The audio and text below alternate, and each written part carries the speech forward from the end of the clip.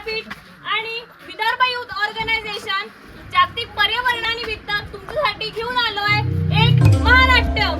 सर्वप्रथम या गावच्या पोलीस पाटील ताई यांचं मी शब्दसंबंधांनी स्वागत करते। नागपूर विद्यापीठाचे अधिष्ठाता डॉक्टर प्रशांत कडू सर यांचं देखील मी मनापासून स्वागत करते आणि या रेंजचे फॉरेस्ट ऑफिसर मोहन सर यांचं सुद्धा मी मनापासून स्वागत करते आणि इथे उपस्थित सर्व अधिकारी यांचं मी मनापासून स्वागत करते। आणि आधीच सगळं जितके पण गावकरी ते जमा झाले आमच्या एका मंडळावर, त्यासाठी तुम्हा सर्वांचे खूप खूप आभार। चला बघूया महानाट्य। आरेफुल साहेब पण आले, त्यांचं पण स्वागत।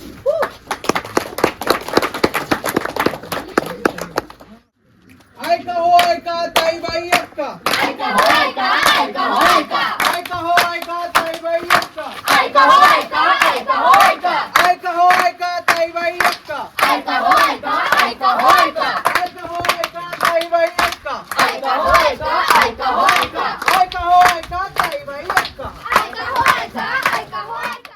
राष्ट्रसंत तुकडोजी महाराज नागपूर विद्यापीठ नागपूर आणि विदर्भ युथ ऑर्गनायझेशन नागपूर यांच्या संयुक्त विद्यमानाने आयोजित अंत्योदया ग्राम चलो अभियान याचे प्रोजेक्टच्या अंतर्गत आणि विद्यापीठाच्या शताब्दी पर्वाच्या ह्याच्यात आम्ही या सर्वांनी मिळून एक महानाट्य आणले आहे। तर कुठे जाऊ नका, पाहत राहा, पाहत राहा, पाहत राहा।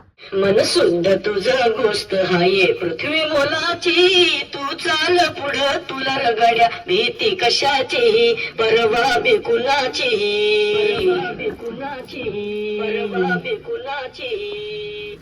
सुहाना सफर और ये मौसम हसी, वाह कितना प्यारा मौसम है। देखो चारों ओर फैली हुई हरियाली, लहराते हुए खेत, ये ठंडी ठंडी हवाएं और ये प्यारे पंछी और कितने सारे प्राणी। लगता है झूमता चला जाओ, इनके साथ झूमता चला जाओ। अजी सुनते हो, बोलो। मैंने आपके लिए खाना लाया है, तनिक खा लीजिए। वाह क्या बात है। वैसे हमारी बिटिया कहाँ है? और कहाँ खेल रही होगी किसी पेड़ के नीचे। क्या बात है।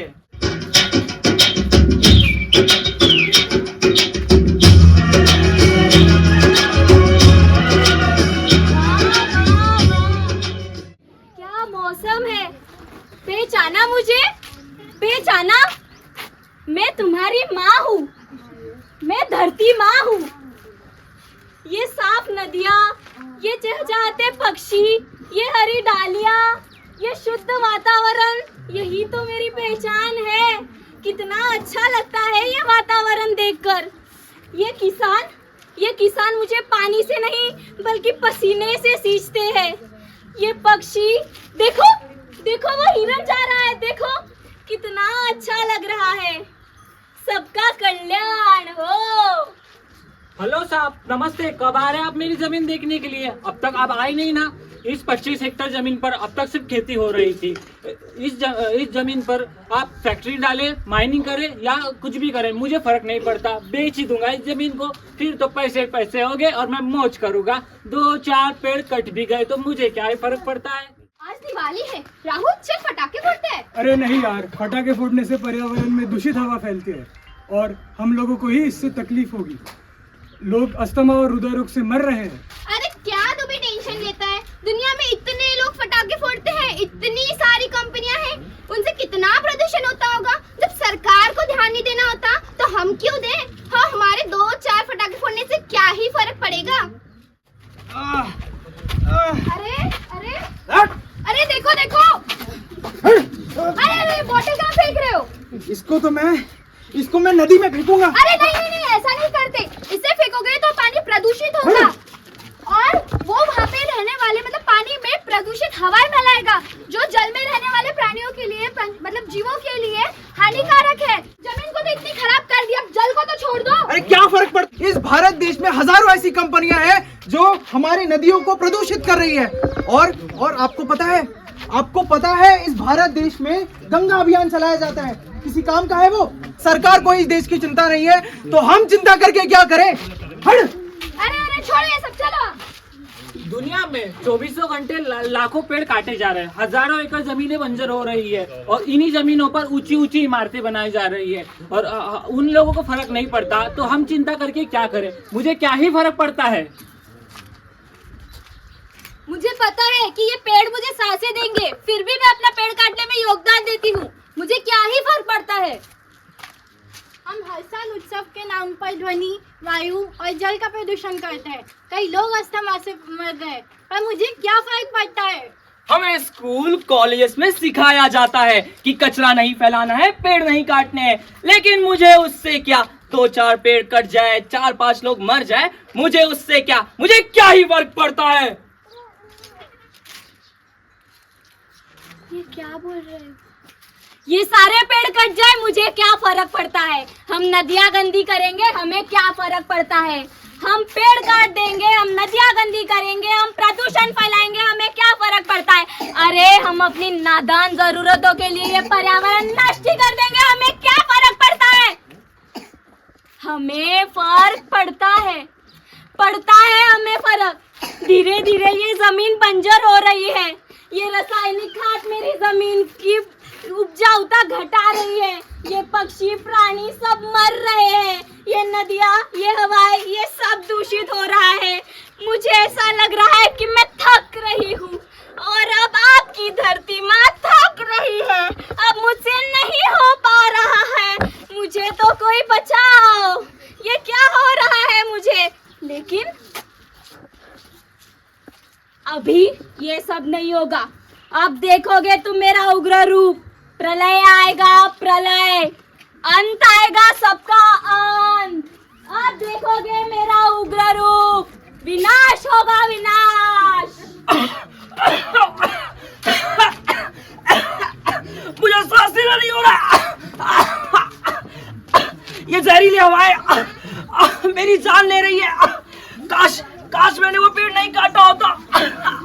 बचाओ, कोई बचाओ मुझे, बचाओ।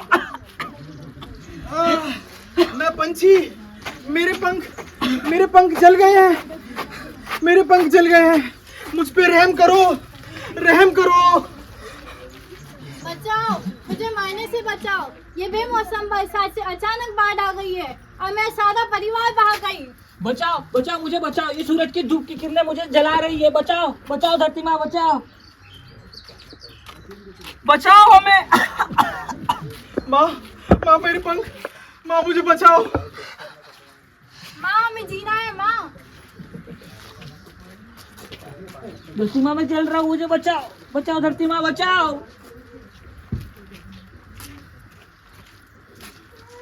बच्चों, ये क्या हो गया। तुमने अपने लालच पूर्ति के लिए ये सब कर लिए। अब क्या होगा। अब सबका अंत आ ही है। ये क्या हो रहा है। मुझे सांस लेने में तकलीफ हो रही है। बचाओ, मुझे बचाओ, मैं चल रही हूँ। मुझे बचाओ, मुझे सांसें दो, मुझे बचाओ। मेरा शरीर ऐसे जल रहा है, एकदम ऐसे जैसे आपके ऊपर कोई तेजाब डाल दे। जब आपको वैसा लगेगा, वैसे मेरा शरीर जल रहा है। मुझे बचाओ, मुझे सांसें दो, मुझे सांसें दो, मुझे बचाओ।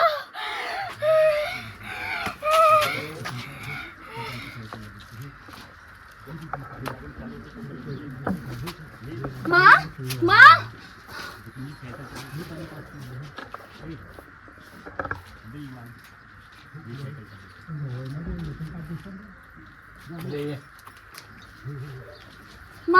माँ, मैं आ गई माँ आपको बचाने के लिए। माँ, हम सब मिलकर आपके लिए वो कार्य करेंगे जिससे आपकी दुविधा मुक्त हो।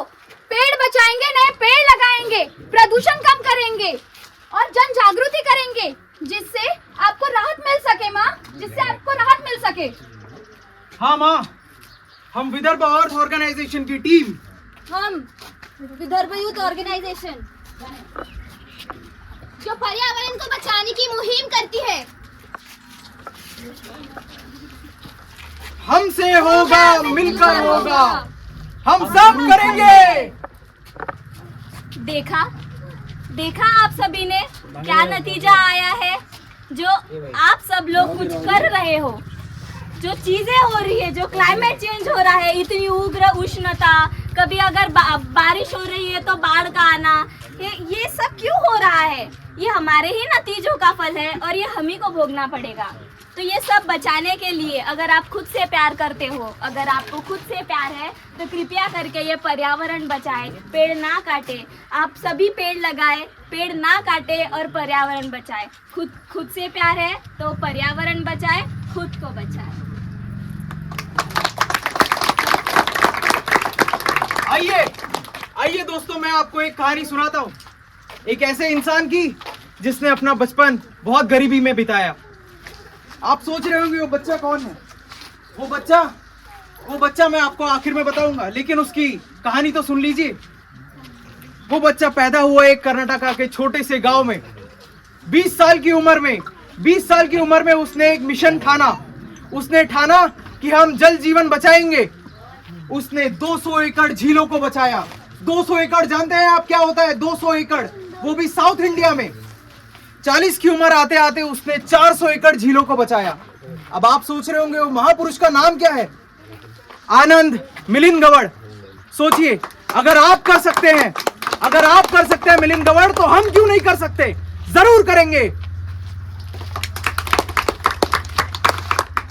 चलिए एक और कहानी सुनते हैं, एक 16 साल के लड़के की। उस दिन बारिश हो रही थी, रात भर वो जागता रहा। सुबह उठकर उसने देखा कि ब्रह्मपुत्र नदी के बहाव से जहां पेड़ हुआ करते थे अब वो बंजर हो चुकी है। जहां कदम रखे वहां सैकड़ों सांपों की लाशें। ये देखकर उसकी आंखों में आंसू और उसके दिल में एक आग लगी और उसने सोचा कि अगर इंसानों के रहने के लिए पेड़ काटे जा सकते हैं तो इन जीवों की क्या गलती है? क्या इन्हें घर नहीं मिलना चाहिए? तो उस दिन उसने ठाना कि मैं इसको बचाऊंगा, इन जंगलों को बचाऊंगा। वो फॉरेस्ट डिपार्टमेंट वालों के पास गया, लेकिन उस समय फॉरेस्ट डिपार्टमेंट वाले उसकी मदद नहीं कर सकते थे। उन्होंने उसे एक सलाह दी कि अगर आप कोशिश कर सकते हैं तो थोड़ी थोड़ी कोशिश कीजिए, बैम्बू के पेड़ लगाइए, क्योंकि ब्रह्मपुत्र नदी के किनारे बैम्बू एक अच्छा पेड़ हो सकता है। उसने कोशिश जारी रखी। रोज वो 2 घंटे पैदल चलता, ब्रह्मपुत्र नदी को पार करता और 3-4 डगालियां रोज लगाकर वापस लौट जाता।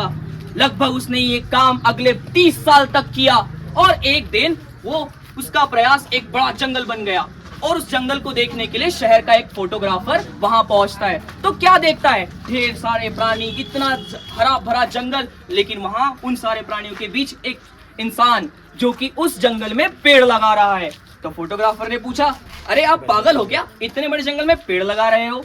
तो वो बड़े ही नम्रता से कहता है कि ये तो मैं 30 साल से कर रहा हूँ। और आपको पता है वो इंसान कौन है? जाधव मोलायन पायंग।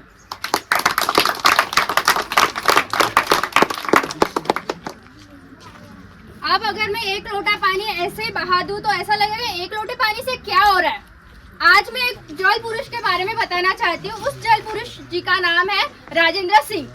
राजेंद्र सिंह इन्होंने 6 साढ़े सालों से एक जल संचनाएं बनाई। उनका मेन मोटो यही था कि वो जल संरक्षण करें। जल संरक्षण क्यों करना? जल तो है हमारे पास, बहुत जगह जल है, क्यों जल संरक्षण करना? हम तो पानी ऐसे ही बहा देते हैं। कहाँ बचाव कर रहे हैं पानी का? बिल्कुल बचाव नहीं कर रहे हैं। लेकिन उन्होंने 60 देशों में यात्रा करके 11,800 जल संरचनाएं बनाई, जिसकी वजह से 12 नदियां, कितने? 12 नदियां ये पुनर्जीवित हुई। अब लगता है एक नदी मर भी गई तो क्या ही हो रहा है, बट 12 नदियों का पुनर्जीवित की वजह से 11,800 लोगों को मुफ्त पानी मिला।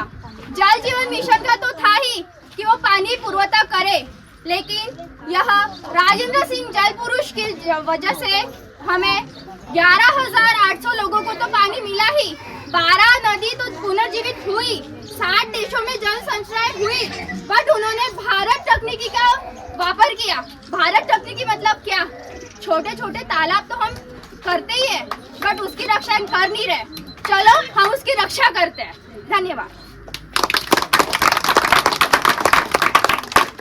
प्रिय आवळे घाटकरांनो, राष्ट्रसंत तुकडोजी महाराज नागपूर विद्यापीठ आणि विदर्भ युथ ऑर्गनायझेशन यांच्या संयुक्त विद्यमाने आम्ही जागतिक पर्यावरण दिनानिमित्त तुमच्यासाठी घेऊन आलो होतो हे पथनाट्य। कसं वाटलं तुम्हाला आमचं हे पथनाट्य? चांगलं वाटलं की नाही? असंच म्हणजे तुमचा आवाज आणि चेहऱ्यावरचं हास्य बघून असं वाटत आहे की आमचं हे पथनाट्य करणं सादर विदर्भ युथ ऑर्गनायझेशनने अंत्योदया रीचिंग टू अनरीच यांच्या आणि ग्रामजल अभियानाच्या अंतर्गत ही इंटर्नशिपच्या अंतरे पथनाट्य करणार होतो. तर जागतिक पर्यावरण दिनानिमित्त आम्ही तुमच्या आवडेगाठकरांसाठी हे नेमकं पथनाट्य घेऊन आलो आहे. यानंतर पुढचं सांगायला मी इन्व्हाइट करते डॉक्टर प्रशांत कडू सर यांना. सर्वांना माझा नमस्कार. मी डॉक्टर प्रशांत कडू नागपूर विद्यापीठात डीन म्हणजे अधिष्ठाता आहे. आज तुम्हाला वाटत असेल की आवळेघाट या गावात आलो कशासाठी. या आवळेघाट गावामध्ये जानेवारी महिन्यामध्ये आम्ही इथे आलो होतो. आपल्या या विभागाचे CCF शुक्ला साहेबांनी आम्हाला इथे आमंत्रित केलं होतं की आपण इथे काय करू शकतो. मला काय करू शकतो या संदर्भात फक्त या गावातल्या लोकांना सांगायचं असं आहे की नागपूर विद्यापीठाच्या शताब्दी महोत्सवाअंतर्गत विद्यापीठ जे काही 500 कॉलेजमध्ये काम करत होतं ते फक्त कॉलेजमध्येच काम न करता 4 दिवाळीच्या आत किंवा आपण फक्त एखाद्या वर्गखोलीमध्ये विद्यापीठ न ठेवता विद्यापीठाचा दायरा कसा वाढवता येईल आणि विद्यापीठामध्ये शिकत असलेले फक्त 3.5 लाखच विद्यार्थी नाही पण या नागपूर जिल्ह्यातील साधारणतः 50 लाख लोकांपर्यंत विद्यापीठ कसं पोहोचेल या संदर्भात पार्श्वभूमीच्या माध्यमातून आम्ही एक ग्राम चलो अभियान रिचिंग टू अनरीच सुरू केलं. त्याचं नाव अंत्योदय याच्यासाठी ठेवलं. शेवटच्या माणसाचा उदय. शेवटच्या माणसाचा उदय कसा व्हावा याची जबाबदारी शिक्षणाच्या माध्यमातून, जसं डॉक्टर बाबासाहेब आंबेडकरांनी म्हटलं होतं की शिक्षण शिकाल तर तुम्ही पुढे वाचाल, किंवा बाबासाहेब आंबेडकरांचा जो मेसेज होता शिका, संघटित व्हा आणि संघर्ष करा. शिक्षणाच्या शिवाय आपल्याला पुढे जाता येऊ शकत नाही. म्हणून नागपूर विद्यापीठाने ही जबाबदारी घेतली. मग आम्ही काय करणार तर आम्ही आमच्या विद्यापीठातील जे काही प्राध्यापक आहेत, आमच्या विद्यापीठातील विद्यार्थी आहेत, या विद्यार्थ्यांना तुमच्या गावापर्यंत घेऊन येणार. मग पहिले जो दुरी झाली होती शहर आणि गावाची ती पहिले जवळ करणार. नाही तर गावातले लोक म्हणते गावात शहरात गेला की शहाणा झाला. आपली हे धारणा जी आहे शहाणा झाला म्हणून आपला काही कामाचा नाही, ती धारणा कमी करण्यासाठी सगळ्यात पहिले विद्यार्थ्यांना आम्ही गावाकडे घेऊन येणार.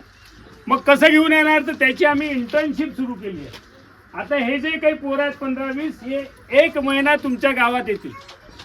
आवळेघाट, चारगाव आणि चारगावचं प्लांटेशन जे आहे ते प्लांटेशनच्या माध्यमातून तुमच्या गावाचा जो काही विकासाचा विडा घेतलेला आहे फॉरेस्ट डेव्हलपमेंट कॉर्पोरेशन FDCMने, त्यामध्ये आम्ही आमचं थोडंसं कॉन्ट्रीब्युशन करणार.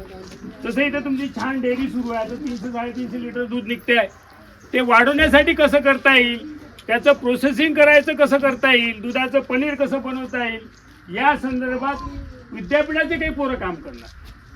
तसंच या आसपासचे आपले जे वन उपजाचे आपले जे उद्योग होते ते गेले.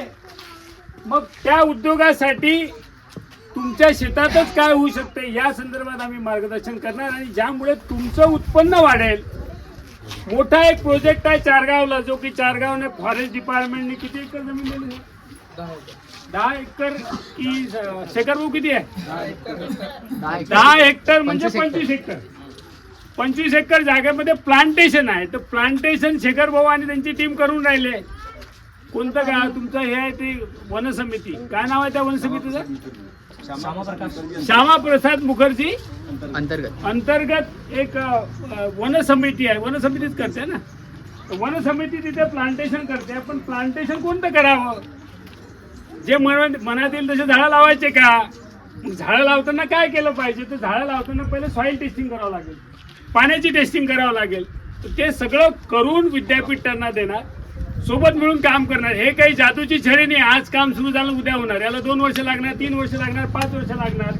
तुम्हाला काय होतंय की सहसा आपली काय धारणा असते की आता आले आबा असं आहे ना, आता आले आता काय देता, असं काही या याच्यात होणार नाही. विद्यापीठाचे लोक कंटिन्युअस 2, 3, 4, 5 वर्ष काम करतील.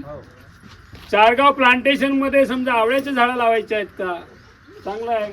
आवळे घाट आहे, आवळ्याचे झाडं तिथे लावायचे आहेत, किंवा तिथे वनौषधी लावायची आहे का, तिथे सीताफळाचं त्यांचं प्लांटेशन करायचं तर सीताफळ फक्त सीताफळ नाही विकायचे, सीताफळाचं आईस्क्रीम कसं करता येईल या संदर्भात फॉरेस्ट डिपार्टमेंट सोबत मिळून काय उद्योग सुरू करता येईल या उद्योगा संदर्भातली भूमिका आधी पहिले समजून सांगू, कारण की समजून सांगणं महत्वाचं आहे. नंतर सोबत मिळून तुमच्या गावातल्या लोकांशी काम करू आणि तुम्ही जो उभा केलेला उद्योग आहे तो तुमच्या हाती स्वाधीन करू. ह्या प्रकारचा उद्योग पुढच्या काळात आम्ही करणार आहे. आणि या सगळ्या कार्यक्रमात तुम्ही सहकार्य देणार आहे का आम्हाला? पक्का? तुमचा होच्या आधारातच ह्या राष्ट्रसंत तुकडोजी महाराज विद्यापीठाचा आणि विदर्भ ऑर्गनायझेशनचा प्रोग्राम आहे. नाही तर येऊन सांगून गेले आणि बस झालं. हे सगळं सरकारी योजनासारखी योजना नाही. तुमचे पोरं जे आहेत हे पोरं तुमच्यासोबत काम करणार आहे. त्याला तुम्ही तुमचे पोरं म्हणून स्वीकारणार आहे का? हो की नाही? तुम्ही त्यांना पोरं म्हणून स्वीकारा. आणि त्यांचं ते ध्यान आहे, कुठे बाहेरून आलाय, वरच्या ग्रहातून आला तसं घेऊ नका. गावात काय होते, बाहेरून आला की मग मगाशीच एक शब्द वापरला, मी गावातलाच आहे, चायना झाला का? थोडा बहुत शिकला म्हणून शायना झाला. मग त्याला तुमच्याच पोराला शायना म्हणून स्वीकारा. सोबत मिळून काम करा. हे लोक काही इथे नोकऱ्या करणार नाही, त्यांच्या नोकऱ्या पुरे करतील, पण त्यांच्या शिक्षणाच्या दरम्यान जो राष्ट्रसंत तुकडोजी महाराज विद्यापीठाचे कुलगुरू डॉक्टर सुभाष चौधरी आता थोड्या वेळाने येणार आहेत. त्यांच्या डोक्यात ही संकल्पना आली की 100 वर्ष झालेलं विद्यापीठ, मग विद्यापीठ काय तिथेच थांबाल का? तर त्यांना रिचिंग टू अनरिच, म्हणजे तुमच्यापर्यंत येऊन तुमचं जीवनमान कसं सुधरेल या संदर्भाच्या संकल्पनेमध्ये आपण सगळे मिळून काम करूया. पुढच्या 1 महिना आम्ही रेग्युलर येत राहू. पुढच्या 1 महिना शनिवार रविवार इथे राहील. त्यामुळे तुम्हाला जरी वाटत असेल आमच्याशी काही बोलायचं तर जरूर या. आम्ही वेगवेगळ्या क्षेत्रातील तज्ज्ञ लोक तुमच्यासाठी घेऊन येऊ. मी मेकॅनिकल इंजिनियर, माझं तज्ज्ञता वेगळी आहे. ही बॉटनीची आहे, MSc बॉटनिकल, हिची तज्ज्ञता वेगळी आहे. इथे एन्व्हायरमेंट सायन्सचे पुरी आहेत, त्यांची तज्ज्ञता किंवा त्यांचं एक्सपर्टाईज झालं म्हणून वेगळी आहे. तुम्हाला वाटत असेल डेअरी तर डेअरीचे लोकांना घेऊन येऊ, फळ प्रक्रिया उद्योगाचे लोक घेऊन येऊ. आणि या सगळं करत असताना एक फक्त विनंती आहे, तुमचं पार्टिसिपेशन. तुम्ही जोपर्यंत एकत्रित येऊन काम करणार नाही हे सगळ्या योजना फेल होणार आहेत. मला हात जोडून तुम्हाला विनंती आहे, आम्हाला जसं आहे तसं स्वीकारा. आमच्यातले काही खोट असतील ते तेव्हाच तोंडावर सांगा. आणि 1 महिना जे आम्ही तुमच्यासोबत मिळून काम करणार आहे, फॉरेस्ट डिपार्टमेंट आणि नागपूर विद्यापीठ, विदर्भ युथ ऑर्गनायझेशन याच्याद्वारे जे काही काम करणार त्यातून थोडंसं तरी फलित झालं पाहिजे एवढी अपेक्षा करतो. इथे थांबतो. धन्यवाद. थँक्यू. पुरा झाला का 9 दिवस? हो की नाही सांगा खरं खरं. 3 दिवस झाला मग पाऊस आलाय. 9 दिवस कंटिन्युअस जे एक लगातार ऊन यायला पाहिजे होतं तसं झालं का? मग जमिनीची सोय होणार आहे का? म्हणजे जे पुढच्या पिकासाठी आपल्याला जमिनीतली बुरशी वगैरे मरायची असते त्याच्यामुळे चांगलं पीक येते ते होईल का? हे जे झालं आहे याला म्हणतात क्लायमेट चेंज किंवा वातावरणामधले झालेला बदलाव. आणि यासाठी कारणीभूत आपणच आहे.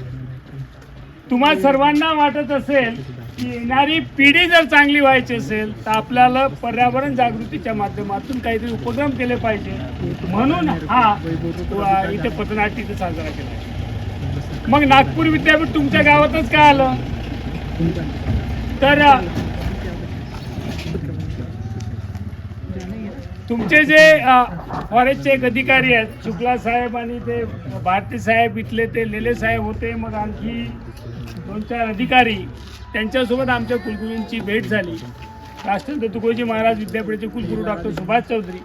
आणि मग असं ठरलं की विद्यापीठाने 100 वर्ष साजरे करायचे तर काय करायचं? विद्यापीठ फक्त काय डिग्री वाटायचं काम करेल? डिग्र्या वाटून काय पुढे आणखी काही होऊन राहिलं का? सगळी काही प्रश्न आहे की डिग्री नंतर नोकऱ्या मिळून राहिल्या का? मग त्याच्या पुढे जाऊन ग्राम चलो अभियान म्हणजे विद्यापीठाने गावात जाऊन काय केलं पाहिजे या संदर्भातली भूमिका ठेवायसाठी आम्ही इथं आलो. मग आम्ही काय करणार या ग्राम चलो अभियानमध्ये? रिचिंग टू अनरिच हा जो प्रोग्राम आहे त्यात काय करणार? तर आम्ही तुमच्या गावामध्ये येऊन पहिले तुमच्याशी थोडीशी मैत्री किंवा दोस्ती किंवा तुम्हाला समजून घ्यायचा प्रयत्न करणार. मग हे जे विद्यार्थी वेगवेगळ्या शाखामध्ये शिकतात, कोणी बॉटनी शिकते, कोणी झुलॉजी शिकते, कोणी एन्व्हायरमेंटल सायन्स शिकते, कोणी इंजिनिअरिंग करते आहे, हे सगळे लोक त्यांच्या ज्ञानाचा उपयोग तुमच्या गावाच्या विकासासाठी कसा होईल, जेणेकरून तुमचं जनजीवनमान कसं सुधरेल, या संदर्भात विविध उपक्रम नागपूर विद्यापीठ राबवत आहे. आणि या उपक्रमामध्ये पाहिजे तुमची साथ.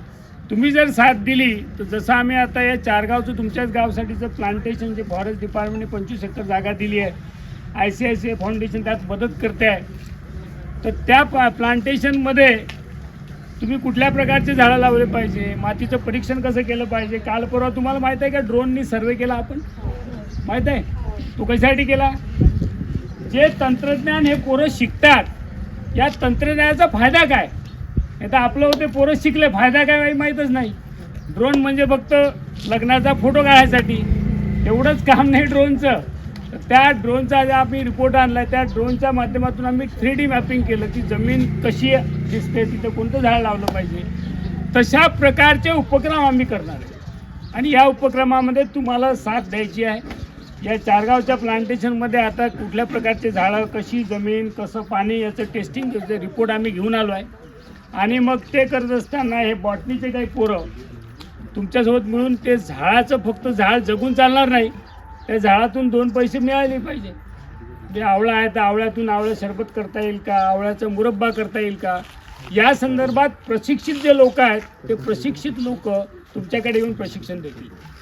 तर सेरिकल्चरचं आहे म्हणजे आपलं रेशीम उद्योग. रेशीम उद्योगासाठी कोणते झाडं लावले पाहिजे तुम्हाला माहीत नसेल, तुती वगैरे लावतात.